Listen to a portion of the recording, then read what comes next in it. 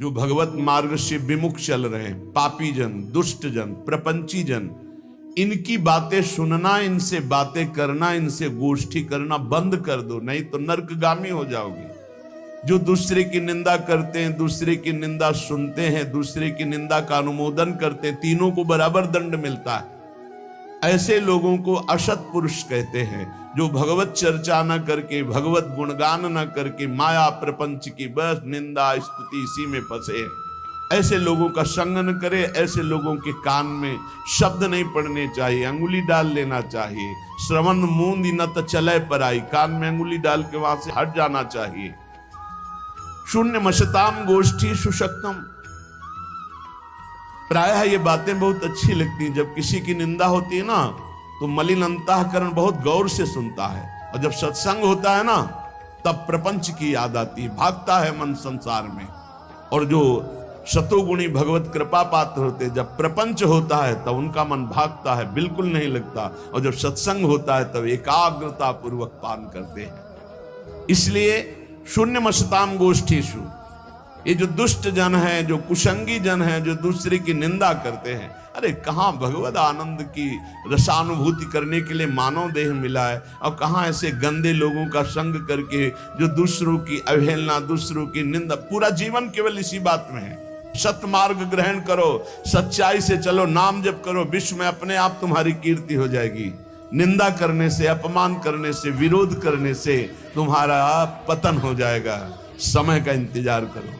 असत मार्ग में चलते हो दंड मिलेगा, सत मार्ग में चलते हो भगवान मिलेंगे। समय का है, जब तक समय, भगवान ने पांडवों को यही कहा था कि तुम सर्वसमर्थ हो, तुम 12 वर्ष वनवास और 1 वर्ष अज्ञातवास के योग्य नहीं हो, पर मैं तुम्हें सलाह देता हूं, समय है, काट लो।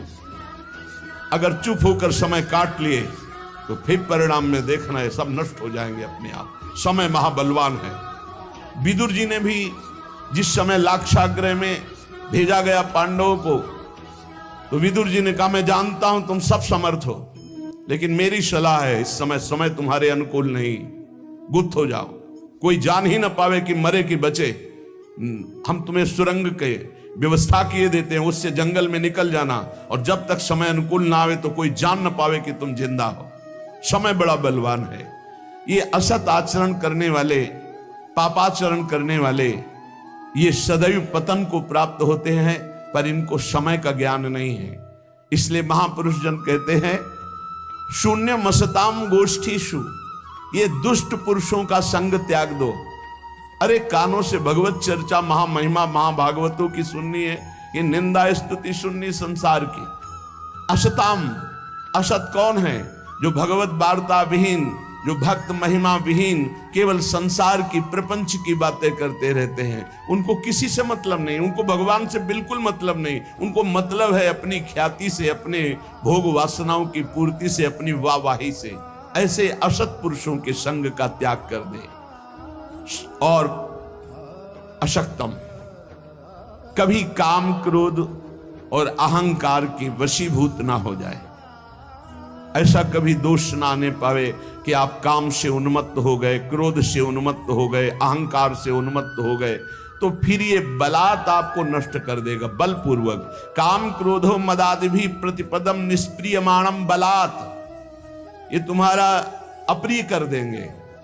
आज तक कोई कामी पुरुष, क्रोधी पुरुष, अभिमानी पुरुष कभी मंगल को प्राप्त नहीं हुआ, सदैव अमंगल हुआ है। असत पुरुषों का संग त्याग दो, और काम, क्रोध और अहंकार की वृत्तियों पर शासन करो।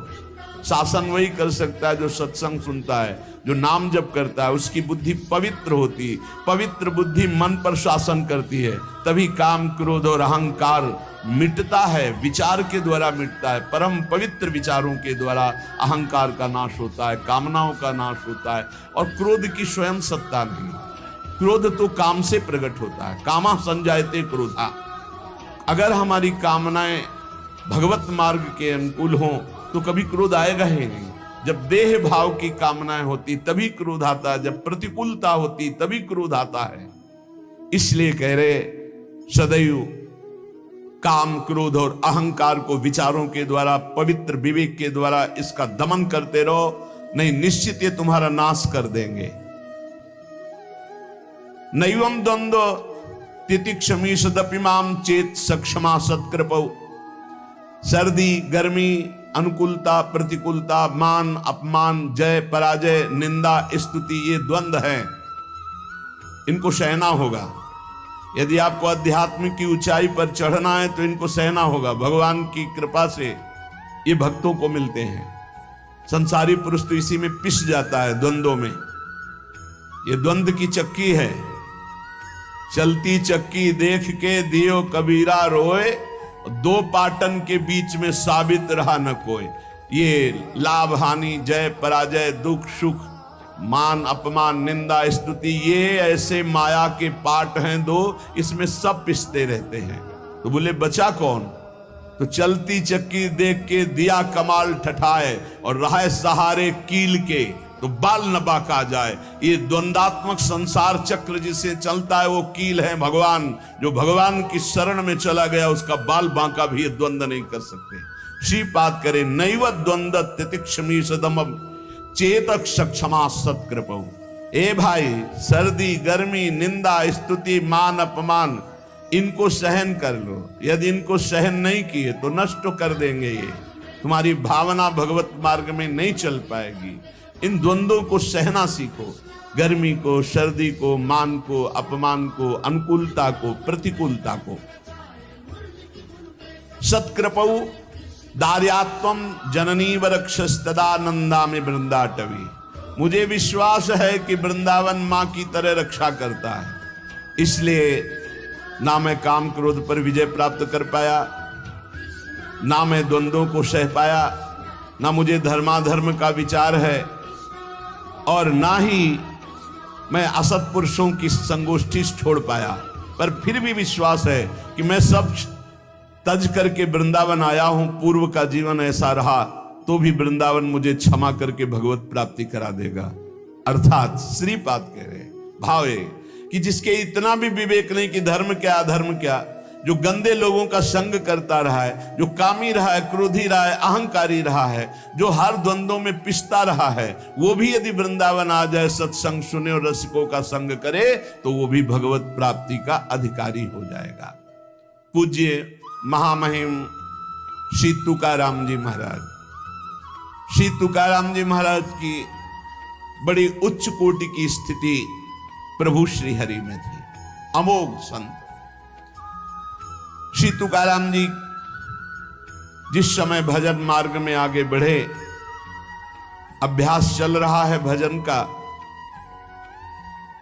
तो एक प्रबल इच्छा जागृत हुई, भगवान कब मिलेंगे। ये बहुत बड़ी स्थिति होती है जब किसी के हृदय में ये पीड़ा होने लगती है कि भगवान कब मिलेंगे।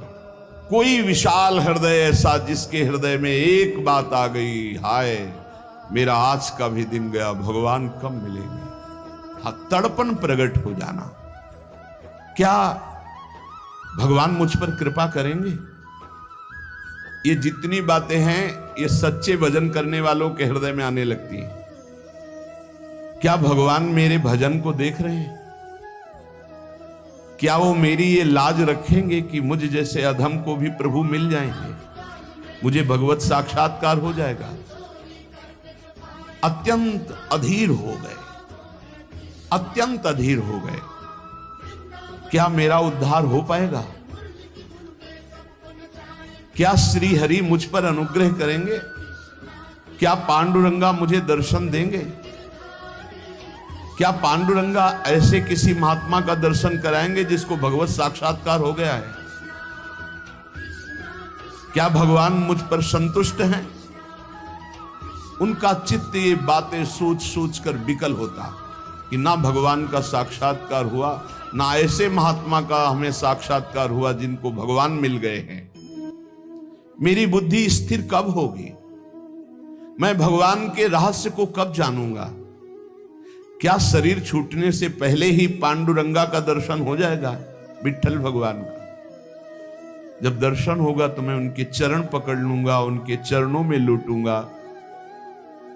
गदगद कंठ होकर रोने लगते, कहते ये कब होगा? ऐसा कब होगा? मेरे सामने प्रभु होंगे, मैं उनके चरणों में लौट जाऊंगा, रोऊंगा बार बार, और वो मुझे करुणा करके फिर उठाकर अपने हृदय से लगाएंगे। और तुकाराम जी रोने लगते। ये देखो भक्तों का सुख, क्या विचार चल रहे हैं, उनके विचार कहाँ हैं। यही भजन की उन्नति है, जब विचार हमारे ऐसे चलने लगे। क्या मैं देख पाऊंगा कि चारों तरफ से प्रभु अपनी भुजाओं से मुझे आवेष्टित करके गले से लगाए हैं? कैसा रूप होगा मेरे प्रभु का, मुझे कैसी अपार शांति मिलेगी, मुझे कैसी तृप्ति मिलेगी। बस यही धुन चलने लगी श्री तुकाराम जी के। अब वो अपने मन ही मन ये सब भाव करते। एक दिन एक भाव बड़ा दृढ़ हो गया इन भावों में से कि मुझे ऐसे संत पुरुष का दर्शन मिले जिन्होंने भगवान का साक्षात्कार किया हो, जिसने प्रपंच का पूरा बही खाता ही उड़ा दिया हो, कोई प्रपंच नहीं, एकमात्र भगवान में लीन। क्या ऐसे संत मुझे मिलेंगे? तुकाराम जी के हृदय में प्रबल लालसा। जितने पद लिखे थे, पीछे आपने सुना था कि इंद्राणी जी में बहा दिए, लेकिन एक भी शब्द गीला नहीं हुआ। जेव कते विठल भगवान अपने पास उस वाणी को उठा लिए। तुकाराम जी ने कसम खाई, जिंदगी में कभी किसी के आगे हाथ नहीं फैलाऊंगा और किसी का प्रतिग्रह नहीं स्वीकार करूंगा। अगर स्वीकार करूं तो मुझे पाप लगे। शपथ है, मैं कभी किसी का प्रतिग्रह नहीं लूंगा। और घर जाना छोड़ दिया। षडंगादि वेदो मुखे शास्त्र विद्या कवित्वादि गद्यम सुपद्यम करोति गुरोरंघ्रि पद्मे मनश्चेन्न लग्नम ततः किम ततः किम ततः किम ततः किम। सब वेद पुराण शास्त्र सब याद कर लो, कंठस्थ कर लो। बहुत पद रचना में तुम्हारी प्रवेश बुद्धि है, बड़े बड़े कवित्व बड़े बड़े पद रच लो, लेकिन गुरु चरणों में रति नहीं है। तथा किम तथा किम तथा किम तथा। तो क्या मिला क्या मिला क्या मिला? कुछ नहीं मिला, कुछ नहीं हुआ। षडंगादि वेदो मुखे शास्त्र विद्या, सब कंठस्थ है। कवित्वादि गद्यम सुपद्यम करोति, बड़े बड़े कवित्व की रचना तत्काल कर दे, पर गुरोरंघ्रि पद्मे मनश्चेन्न लग्नम। यदि गुरुदेव के चरणों में तुम्हारी लगन नहीं, गुरु कृपा तुम्हें प्राप्त नहीं है, तो ततः किम ततः किम ततः किम ततः किम, ये सब व्यर्थ हो गया, किस कार्य में आया। महद्भाग्य से भगवत प्राप्त सदगुरु का मिलन होता है। जब ऐसे मिलन होता है तो मन नाच पड़ता है और जीव को अमोघस्य निश्चित भगवत प्राप्ति होती है। यथा देवे तथा गुरु, जैसे भगवान में रति वैसे गुरुदेव के चरणों में रति होनी चाहिए। श्री तुकाराम जी कह रहे, जो सदगुरु कृपा पात्र होता है सदैव तृप्त रहता है, कोई चिंता नहीं, न अपने कल्याण की न मोक्ष। मेरे गुरुदेव हैं। ऐसे अधिकारी पर गुरुदेव की विशेष कृपा बरसती, जो गुरुदेव को आराध्य देव के समान मानकर पूर्ण शरणागति से तृप्त हो चुके हैं। अब क्या परवाह, जहां गुरुदेव जाएंगे वहां मुझे जाना है। अबाध सप्त शास्त्र परिपूर्ण स्वानुभव उत्तम प्रबोध शक्ति दैवी दयालुता और परम शांति, ये सदगुरु के लक्षण हैं। शास्त्रों का संपूर्ण अबाध ज्ञान, स्वानुभव पूर्ण, उसका जो ज्ञान का है वो अनुभव किए हुए है। उत्तम प्रबोध शक्ति, उत्तम ज्ञान शक्ति और बड़ी दयालुता, परम शांति, इस सदगुरु के बाह्य लक्षण दिखाई देते हैं। श्री गुरु के हृदय में अपार करुणा होती है। वो महान पतित से पतित को भी गले लगाकर परमात्मा स्वरूप कर देते हैं गुरुदेव। शिष्य के भवबंधन तो उसी समय कट गए जहां भगवत प्राप्त गुरुदेव की प्राप्ति हुई। साधना तो केवल जीने के लिए है, काम तो उनका शरणागति से ही हो गया, गुरुदेव की कृपा से। जैसे सेवक जी महाराज हरिवंश महाप्रभु के लिए कहते हैं कि कटे कर्म बंधन संसारी, सुख सागर पूरी ततिभारी, विधि निषेध श्रृंखला छुड़ावें। ऐसे गुरुदेव हैं हितजू जो इनकी शरण में आ गए, समस्त आवागमन में फंसाने वाले कर्म बंधनों को छिन्न भिन्न कर दिया, विधि निषेध का त्याग करवा कर प्रेम में डुबो दिया। गुरुदेव बड़े दयालु होते जो भगवत प्राप्त गुरुदेव हैं। खास बात तुकाराम जी आगे सुनिएगा, इस बात की बड़ी उपेक्षा करते हैं कि जो भगवत प्राप्त नहीं है, भगवत प्राप्ति नहीं करना चाहता, ऐसे को मैं देखना भी नहीं चाहता, कोई भी हो। शिष्य के भवबंधन उसी समय कट जाते हैं जब ऐसे सिद्ध सदगुरुदेव की शरणागति मिलती है। अहंकार की छावनी उठा दी तो भगवत साक्षात्कार हो गया। अहंकार की छावनी ऐसी पड़ी हुई से गुरुदेव ही हटा सकते हैं। जो ब्रह्मानंद में भगवदानंद में सदा मस्त रहते हैं, ऐसे गुरुदेव का आश्रय प्राप्त करना बड़ा दुर्लभ है। मात संगस्तु दुर्लभ हो, अगर प्राप्त हो जाए तो निर्वाह करना बड़ा कठिन अगम्य हो, अगर निर्वाह कर ले गए तो अमोघस्य निश्चित भगवत प्राप्ति। गुरु प्रसाद के बिना आज तक इतिहास साक्षी है, कोई संत अध्यात्म की ऊंचाई पर नहीं चढ़ा है। एक भी कोई ऐसा संत नहीं है जो गुरु कृपा का आश्रय न लिए हुए हो और ऊंचाई पर चढ़ गया हो। वो बोलना ऊंचाई नहीं, आगे यहां देखो पीछे बोला षडांगादि वेदों मुखे शास्त्र विद्या, सब शास्त्रों का ज्ञान है, षड शास्त्रों का ज्ञान, वेदों का ज्ञान, और मुख में विद्या। आप प्रश्न करो, कवित्वादि गद्यम सुपद्यम करोति, तुरंत रचना कवित्व की कर देना सब। पर गुरु रंग पद में मनश्चेन्न लग्नम, जिसका गुरु चरणारविंद में लगन नहीं लगी, गुरु चरणों का आश्रय नहीं लिया, ततः किम ततः किम ततः किम ततः किम। सभी संतों ने जो उच्च कोटि के महापुरुष हुए, श्री सीताराम ओंकारनाथ जी को देखिए, अपने गुरु जी की पादुका लंगोटी से छाती में ऐसे बांधे रहते हर समय, इतने उच्च कोटि के महापुरुष। सभी संतों ने गुरु प्रसाद का महत्व और माधुर्य बखाना है। बिना गुरु भक्ति के आनंद का अनुभव कभी नहीं हो सकता, किसी को नहीं हो सकता सच्चे आनंद का अनुभव। भगवान से मिलने की इच्छा करने वाले मुमुक्षु साधक को गुरुदेव ही वो नेत्र देते हैं जिससे भगवान का साक्षात्कार होता है। निकष कुंज ठाढ़े भय भुजा परस्पर अंश, श्री राधा वल्लभ मुख कमल निरख नयन हरिवंश। वो हरिवंश नेत्र होते हैं जिनसे प्रियालाल का वो वही देते हैं। गुरु शिष्य का संबंध बड़ा परम पावन अमृत संबंध है। ये मृत संबंध नहीं, मृत संबंध जैसे माता पिता का, भाई बहन का, दोस्त का, ये नाना प्रकार के सब मृत संबंध हैं, लेकिन गुरु का अमृत संबंध है। श्रद्धा, नम्रता, शरणागति, सेवा, आदर, इनके द्वारा शिष्य अपने गुरु के मन को अपनी तरफ खींच लेता है। श्रद्धा, नम्रता, शरणागति, सेवा, आदर, भाव, इनके द्वारा शिष्य गुरु के मन को अपनी तरफ आकर्षित करता है। और जे भी गुरु का मन आकर्षित शिष्य की तरफ हुआ कि आध्यात्मिक उन्नति उसकी प्रारंभ हो जाती है गुरु कृपा कटाक्ष से। विशेष ध्यान रखने की बात यहां तुकाराम जी कह रहे हैं कि ये गुरु शिष्य का नाता सांसारिक नाता नहीं है, ये भागवतिक संबंध है, ये प्रेम नाता है। यहां प्रचंड अध्यात्म शक्ति संपन्न महात्मा को गुरु माना गया है। प्रचंड अध्यात्म शक्ति संपन्न, स्वानुभूति ज्ञान की चरम सीमा में पहुंचा हुआ। स्वानुभूति ग्रंथों से नहीं प्राप्त होती। पृथ्वी का पर्यटन कर डालो, बहुत ध्यान से सुनना श्री तुकाराम जी की वाणी। ये स्वानुभूति ग्रंथों से नहीं प्राप्त होती।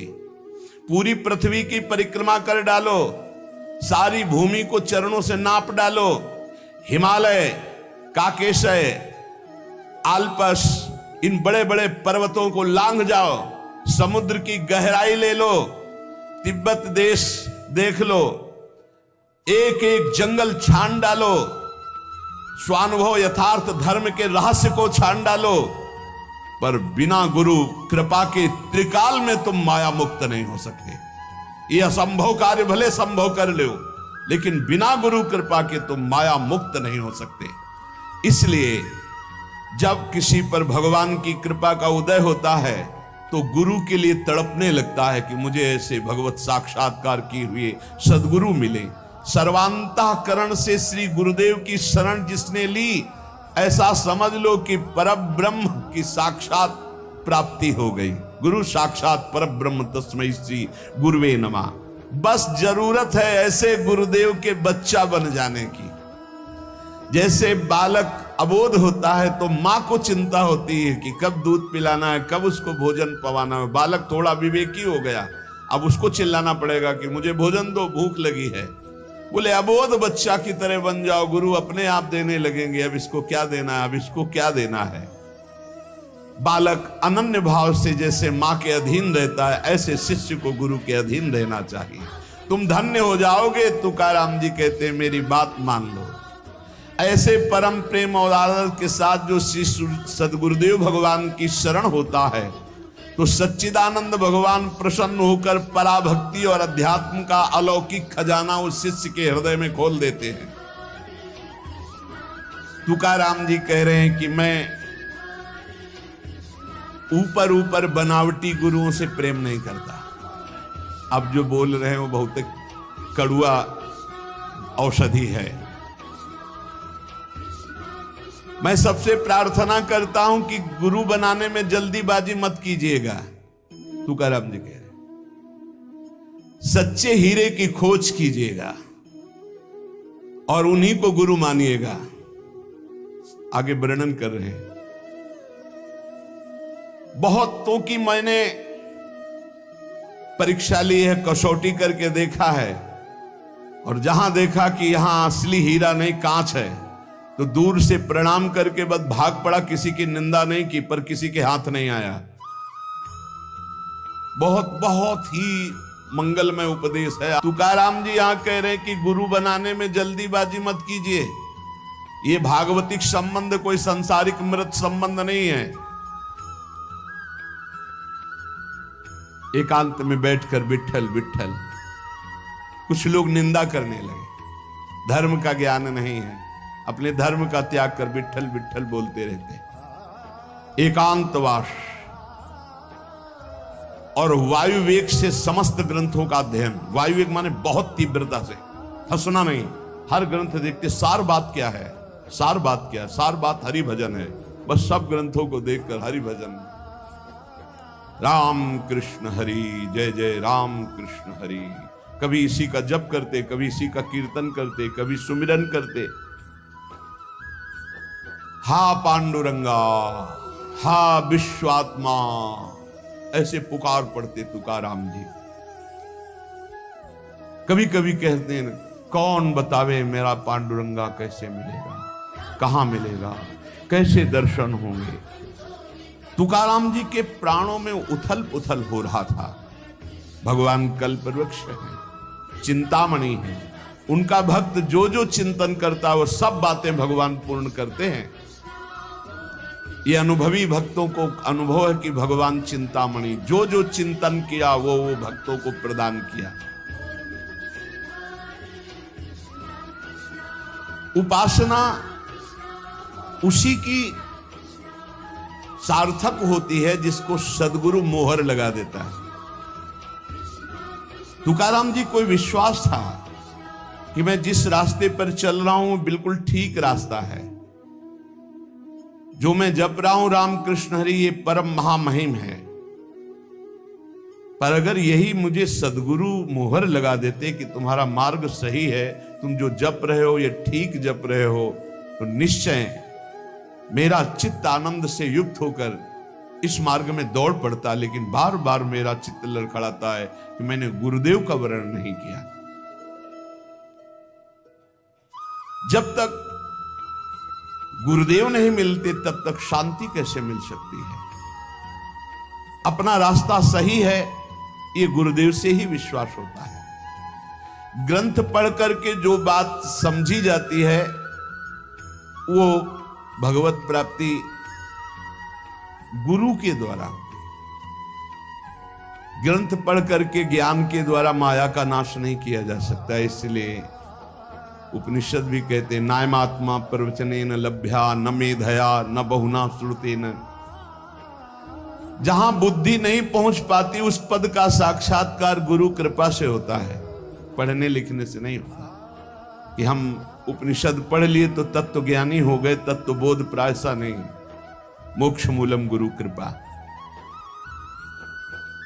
स्वानुभव प्राप्त साक्षात्कार किए हुए महात्मा का अगर एक क्षण का समागम हो जाए तो परमार्थ की सारी विद्याएं अपने आप प्रकाशित हो जाएं। तुकाराम जी उसी समय का इंतजार करते हुए समय व्यतीत करने लगे जब मेरे सदगुरुदेव मुझे ढूंढ लेंगे या मैं सदगुरुदेव को ढूंढ लूंगा। उस समय का इंतजार करते। तुकाराम जी कहते हैं कि सदगुरु कृपा के बिना कोई भी परमार्थ में आज तक सिद्ध नहीं हो पाया है। बिना गुरु चरण कृपा के, बिना रज के ये तमोगुण का नाश, अहंकार का नाश नहीं होता, निर्मल ज्ञान उदय नहीं होता। आत्मज्ञान उसी को प्राप्त होता है जो गुरु निष्ठावान होता है, जिससे जड़ चेतन ग्रंथ का भेदन होकर जीवन मुक्त महापुरुष होता है। वो केवल गुरु कृपा से ज्ञान होता है, वो पढ़ने लिखने से नहीं होता है। समग्र वेद शास्त्र पढ़ डाले, योग आदिकों का खूब अभ्यास कर ले, कभी उसको सफलता नहीं मिलेगी जब तक गुरु कृपा नहीं होगी। कमाई तो अपने ही परिश्रम से होती है, पर मोहर गुरु कृपा से लगती है। भगवान के दरबार में उस तपस्या, उस स्वाध्याय, उस योग, उस ज्ञान का कोई मूल्य नहीं है जिस पर गुरु कृपा की मोहर नहीं लगी। वो सिक्का नहीं चलेगा। चाहे जितनी साधना कर लो, चाहे जितना शास्त्र स्वाध्याय ज्ञानी बन जाओ।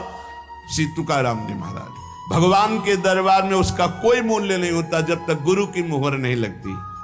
अत्यंत सूक्ष्म और विशुद्ध बुद्धि के द्वारा जो ज्ञान प्राप्त होता है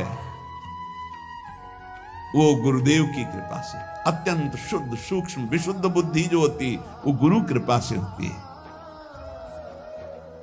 जो अहंकार से शास्त्रों का ज्ञान प्राप्त होता है वो माया को निश्शेष नहीं कर सकता, माया पर विजय प्राप्त नहीं कर सकता। जब भगवान श्री राम प्रकट हुए, भगवान श्री कृष्ण प्रकट हुए, उन्होंने श्री गुरु चरणों का आश्रय लिया, तब और जीवों की तो बात ही क्या है। वेद शास्त्र पुराण और संत सब इस विषय में एक मत हैं। श्रुति की आज्ञा है, शाब्दे परे च निष्णातम ब्रह्मण्युपसमाश्रयम। जो वेद शास्त्र पुराणों की व्याख्या में निपुण है और ब्रह्मनिष्ठ, जो स्वरूप का साक्षात्कार किए हुए हैं, ऐसे सदगुरु की प्राप्ति बड़ी दुर्लभ है।